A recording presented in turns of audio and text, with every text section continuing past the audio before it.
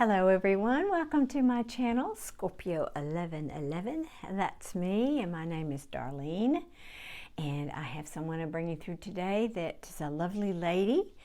And we'll get right into that. Just a reminder, sorry, I'm adjusting my cards over here so I don't knock them off the table. A reminder, please, that I have a long list of can't talk today, long playlist of deceased loved ones. So please go and scroll through that and see if there's anyone, if this resonates with you, great. But if not, there may be one there that speaks to you and was someone that you cared about, or you could know someone whose family looks familiar in those readings. That's how these messages get to the people they're meant to get to. And so I'm very, very grateful for you when you see them, if you will share them, and we'll let Spirit do the rest, of course. Today I'm bringing through a lovely lady. She was a school teacher,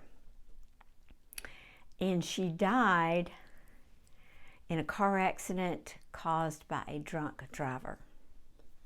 And that's really all she wants to share about that. It was quick.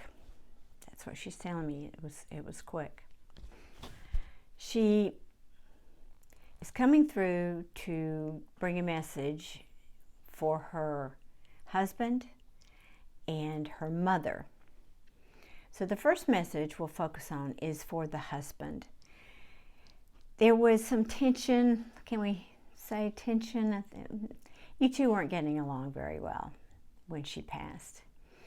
All marriages have rough spots, and you were having one of those rough patches. And she's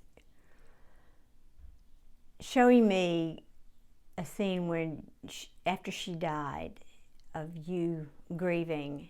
And what she wants to acknowledge is that, you know how when we get angry sometimes and we say things we don't mean, and everybody does it, most everybody, and I feel like it wasn't so much words that you said to each other, but more like what you were feeling. And you were feeling that you weren't sure that this relationship was going to make it. But what you don't know is so was she. She's saying, I saw you having a lot of guilt after she died, thinking, almost like you were taking responsibility. That, if you say, well, I wish so-and-so, something would happen to so-and-so, and then it does, and you know how that would feel. Well, that's what she's giving me the impression is you felt guilty, as if you were responsible for her death in some way. And it simply was not the truth.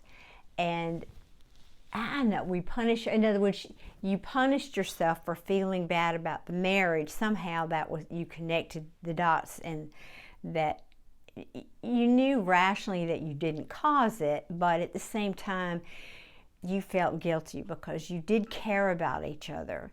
And so she's acknowledging that she saw you suffering in that way, that what you didn't know, again, was that she was feeling the same way. She's showing me, I don't know if we would have made it or not, but we would have reconciled our differences. We would have, had we chosen to stay together, we would, and then parted, let me change this. Had we chosen to part, we would have done it amicably. But she says, but I think there was also a chance we could have stayed together. So again, she's just seeing that you were suffering and having a lot of guilt about your feelings, questioning whether you wanted to stay in the marriage or not.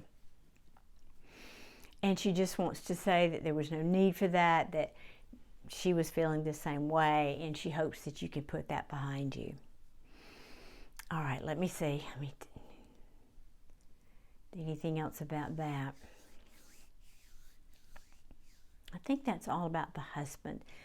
And now she wants to come to the mother.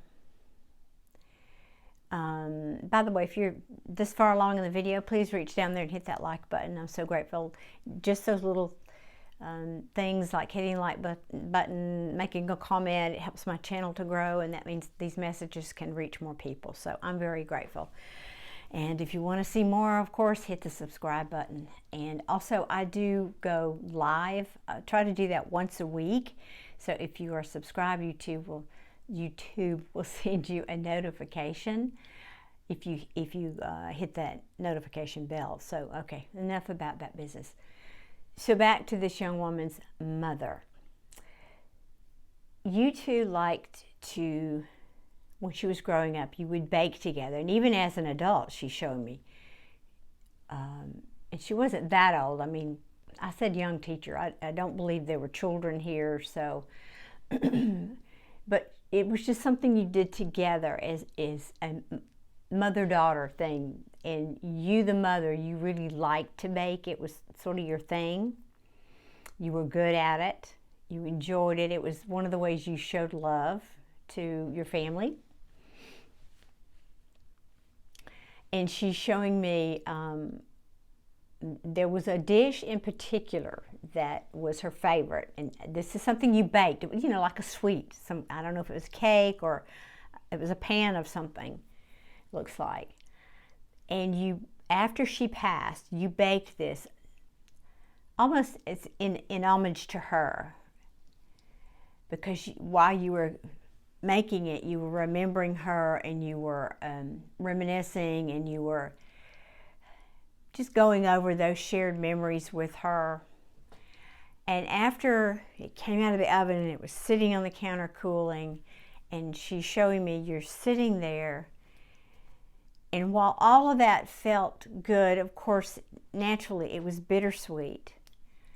And she said, you just became overwhelmed with emotion. And she showed me you just raked it off the counter or threw it in the trash or something the equivalent of.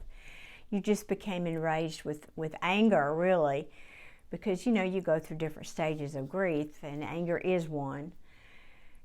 And she's just, again, bringing that through to acknowledge that she sees what you're going through, and how, again, that word suffering comes back. We all suffer when we lose someone we love. She sees your suffering. She sees how bad you were hurting. And in fact, she's telling me that you hurt a lot more over her passing than her husband did. And that's not a judgment, it's just what it was. That you, and y'all have heard me say this before, when I've had to do readings of children passing. As a mother myself, I have 2 sons, and I cannot imagine if something happened to one of them, you might as well bury me with them, because I'm just not sure I could survive that. So my respect and love and compassion goes to anyone who has ever had to survive a child. It's just not the way things are supposed to work. But she's just showing me this mom who was having a hard time with her passing. Let me see if there's anything else that she wants to share.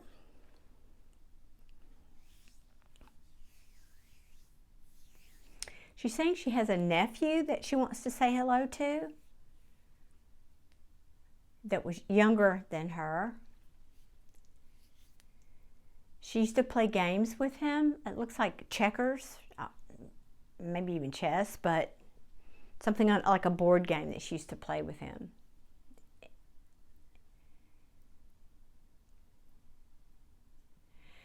I can't.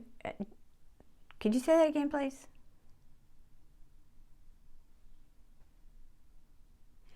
She's saying there was some game that you played that she used to, in the beginning, she would let you win, the nephew. She would let the nephew win.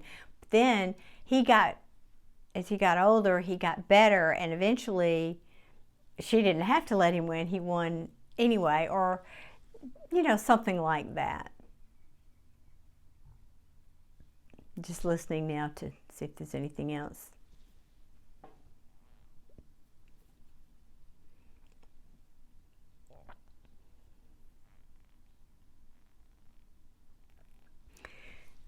She's showing, 1 second.